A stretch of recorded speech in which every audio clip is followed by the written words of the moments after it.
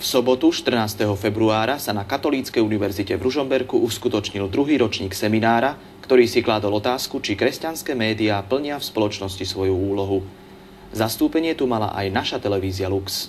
Projekt nadväzuje na seminár, ktorý sa konal v januári 2005 v Bratislave. Ten ružomberský bol preto akýmsi odpočtom a zhodnotením štvoročného obdobia a tiež zmapovaním posunov a vývoja. Pozeráme sa na ten vývoj spätne, čo sa splnilo, čo nie, aký je stav, aké sú tendencie, aké sú šance, výzvy, kde sú stále nejaké diery a na čom treba popracovať. Na seminári vystúpili a diskutovali zástupcovia katolíckych médií s celoslovenskou pôsobnosťou. Na svoje si prišli aj hostia a laici, ktorí sa zaoberajú touto problematikou. V podstate na tejto konferencii, ktorá bola tu v Ružomberku, sa prezentovali také tie hlavné kresťanské médiá typu Katolícky noviny, televízia Lux, Rádia Lumen, tlačové kancelárie Konferencie biskupov Slovenska, časopisu AHA, týždenníka Zrno. Odborníci sa zhodli, že katolícke médiá na Slovensku sú v porovnaní s okolitými krajinami na vysokej úrovni. Zmyslom katolíckych médií je podľa mňa ľudí aj povzbudiť, aj ich informovať, aj ich vzdelávať,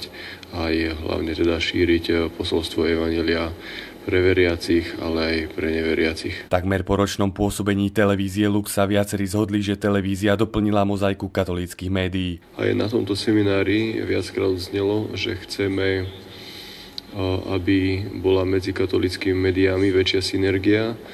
To znamená, že keď tú istú tému spracujú aj printové, aj elektronické médiá, tak ten efekt a účinok je väčší. Z Ružomberka pre televíziu Lux Jakub Krška.